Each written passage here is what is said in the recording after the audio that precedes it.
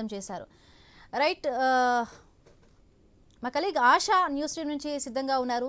ఆశా, ఎట్లా చూడాలి బయట ఎప్పుడు కూడా ఉప్పు నిప్పుగా ఉండే కేసీఆర్ రేవంత్ రెడ్డి ఒకరినొకరు కూడా విమర్శలు ప్రతి విమర్శలు చేసుకున్న పరిస్థితి, ఆ మాటలు వింటే రాజకీయ నాయకులు ఇంత దారుణమైన భాష మాట్లాడతారా అనిపించే విధంగా ఉండే వాళ్ళ భాష ఇవాళ తెలంగాణ అసెంబ్లీలో చూస్తే చాలా సంతోషంగా ఆహ్లాదకరంగా అనిపించింది.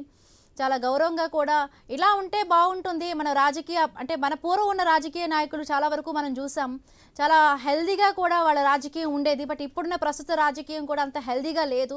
బట్ ఇవాళ మనం చూసాం సీఎం కేసీఆర్ రేవంత్ రెడ్డి మాజీ సీఎం కేసీఆర్ దగ్గరికి వెళ్ళారు, షేక్ హ్యాండ్ ఇచ్చారు, ఆరోగ్యం ఎట్లా ఉంది కుశల ప్రశ్నలు అడిగారు.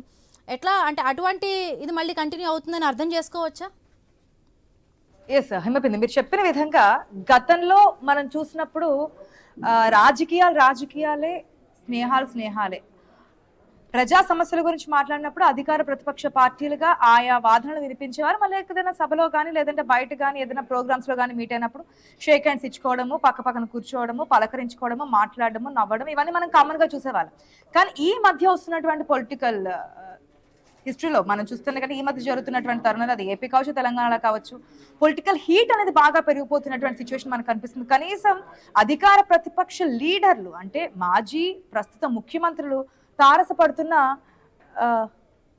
కనీసం పలకరించుకోలేనటువంటి సిచ్యువేషన్స్ లో మనకి రాజకీయాలు అయితే ముందుకు కనిపిస్తున్నాయి.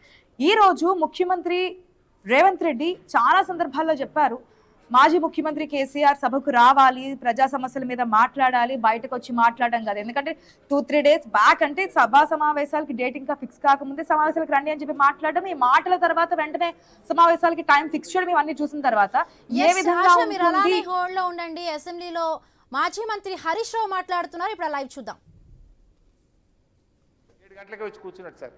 నేను బయటకు వచ్చేసరికి ఏంది ఇంత పొద్దున వచ్చినావంటే ఇట్లా ఉందన్న, ఆరోగ్యం బాగాలేదని చెప్పమంటే బట్టి గారికి చెప్తా తప్పకుండా ఈరోజు నేను మాటించి వచ్చి ఈరోజు చెప్తా ఉన్నాను అధ్యక్ష. అదేవిధంగా అధ్యక్ష, సిపిఎస్ ఉద్యోగులను ఓపీఎస్గా మారుస్తామని ఆ రోజు కాంగ్రెస్ పార్టీ ఎన్నికల్లో హామీ ఇచ్చింది. మరి ఎప్పటిలోగా ఓల్డ్ పెన్షన్ స్కీమ్ అమలు చేస్తారు?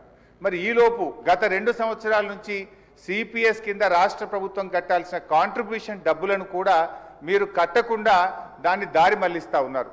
అసలు కాంట్రిబ్యూషను కట్టలేరు, ఓపీఎస్ తేకపోవడం వల్ల 2 లక్షల మంది సిపిఎస్ ఉద్యోగుల భవిష్యత్తు ఈరోజు ప్రశ్నార్థకంగా మారుస్తూ ఉన్నారు. దయచేసి సిపిఎస్ కాంట్రిబ్యూషన్ కట్టండి, ఓపీఎస్ విధానాన్ని ఇచ్చిన మాటకు కట్టుబడి తక్షణమే అమల్లోకి తేవాలని చెప్పి మీ ద్వారా కోరుతున్నాం అధ్యక్ష. అదేవిధంగా పోలీస్ డిపార్ట్మెంట్లో కూడా అధ్యక్ష సరెండర్ లీవులు 5 సరెండర్ లీవులు పెండింగ్లో ఉన్నాయి.